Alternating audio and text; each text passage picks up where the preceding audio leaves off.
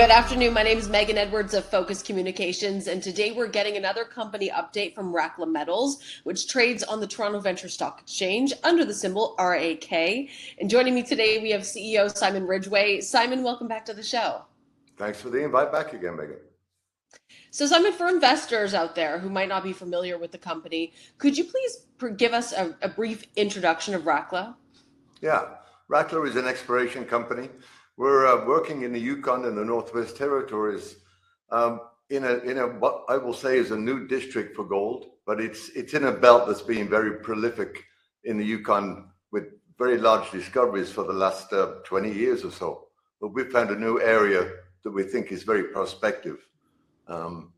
So exploration company looking for big gold systems in the Yukon Northwest Territories. Now, can you give us a bit of a background on the Astro Project and discuss some of the historical data you've been able to build from in preparation of your phase 1 drill program? The gold belt in the Yukon that we're working in, it's a belt that stretches from Alaska all the way through the Yukon into the Northwest Territories. And, you know, for the last 20 years, there's been some very large discoveries in this belt. Fort Knox, 11 million ounces. Eagle deposit, 3.6 million ounces. Banyan Gold's deposits, 6.2 million ounces. So in the western side of the belt, it is known for large gold discoveries. The eastern side of the belt was known for more for base metals, tungsten, tin, and lead and zinc. But in a recent couple of years, a company called Snowline made a significant discovery in the belt on the eastern side of the belt. And that brought me back into the Yukon Territory and looking into the belt for these large gold systems in areas that haven't been looked at for gold before, the areas where they prospected for tin and tungsten. But then in 2017, Newmont did a very large regional BLEG program all along the border between the Yukon and Northwest Territories. And they identified a very large gold anomaly right where the Selwyn Basin comes into this Tombstone gold belt. So they discovered the Astro with that BLEG survey. They did a little work on it, but not much, but they identified this significant target that we're going to be working on. So why did Newmont walk from this project? Well, they were looking for a different kind of system. I'll just flash to the work that they did. This is on the left-hand side here. This is the area they covered with the BLEG survey, which covered about 250 kilometers north-south and about 50 kilometers east-west. And at the very bottom part of that survey, they identified this, as I mentioned before, this very large gold anomaly associated with these intrusive bodies. They then did a more detailed stream sediment survey and identified some, again, many streams over about a 10-kilometer area with strong gold in. But they were focused on a Carlin-style system. They were looking at the sediments, not at these intrusive bodies, looking for a different style of mineralization. So when the next work they did, they put in a very large soil grid, which we'll flip to here. And as you can see from this grid, these red blobs, I'll call them, are the intrusive bodies, and all the other rock that we see in the area are the sediments. So they focused all of their work on the sedimentary rocks, looking for these flat-lying mineralized bodies.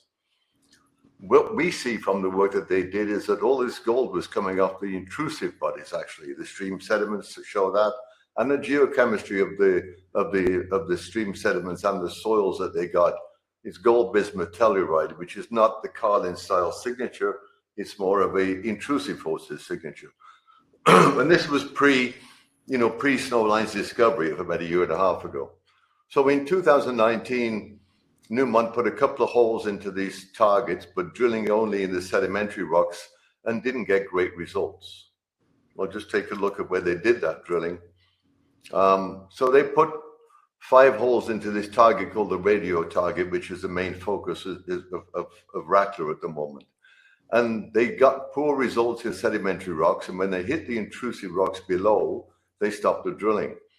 And then when the results came in, the only gold that they got in that drilling was in the intrusive rocks. So for us, it was just more confirmation, looking back at all that data, that Newmont actually made a bit of a discovery here, but didn't recognize it for what it was.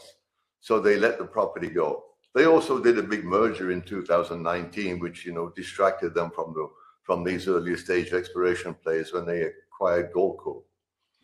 So we picked up this property, began to look at the data of Newmont's work, and identified this significant target, which we'll take a closer look at now. So basically, here's a cross section of that same valley area that we just saw on that map of Newmont's work. So this is a very large, about 1.2 kilometers across this valley, and as you come down the hillsides of the sedimentary rocks, you see all the gold numbers they got in the the alluvium covering just right above the intrusive shows that the gold, we hope, is in the intrusive rocks. And the drill holes they put in, drill holes 2 and 4, cut through the sediments, hit the intrusive, and that's when they stopped the drilling because it was not their target. But when the results came in, the numbers they got were in the intrusive. So I think the target was identified well for us, and that will be our focus initially. I think all of our listeners are becoming more aware of this area on the back end of the snowline success. Is Rackla targeting a similar system at Astro? A very similar system. Yeah, intrusive hosted, stockwork veining in the intrusive body itself. And the signature of Snowline's discoveries like this is gold, bismuth, telluride. So the same geochemical signature, the same geological setting. And we hope some similar results when we start drilling.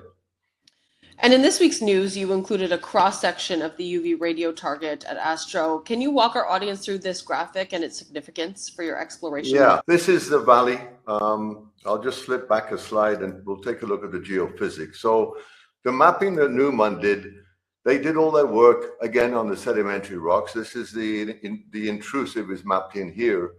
So most of their soil sampling, they believed in the valley bottom, they believed was in the, in the sediments. But when we look at the geophysics, these intrusive bodies, they form they're formed at great depth, so they have no magnetite in them. So they form a significant mag low, and that's what this blue is here. This is the mag low, and these bright pink and red colors. That's the sedimentary rocks that get mag highs. So we can see from this geophysical map that the intrusive continues to the northwest along the valley. And that's what we're seeing the same in this cross section. So this is a cross section looking across that valley, looking at the thin cover and the intrusive rocks underneath it, but they're getting all their numbers in. So the drilling in holes 2 and 4, all the work they did in the valley bottom indicates quite strongly that the gold is in the intrusive, not in the sediments. So that'll be our target. We will start drilling here sometime in the next week to 10 days. And the district is definitely heating up for what I expect to be a very busy season. So for our listeners, could you cap things off with why investors should keep an eye on Rackla this year? Well, these are big systems. If we are lucky enough to make some discovery in this valley on this target that Newmont's identified for us, then we'll see some, these systems are not half or a 1 million ounce target. These are multi-million ounce targets we're looking for. So if we're successful, it'll be a significant discovery. Well, once again, we want to thank you for coming on the show today, Simon, and we're very excited to watch the Rackla Metals story evolve, and we look forward to having you on again soon. Yeah, thanks for the invite, and I look forward to talking hopefully in 6 to 8 weeks. Fingers crossed. Okay, bye. Bye.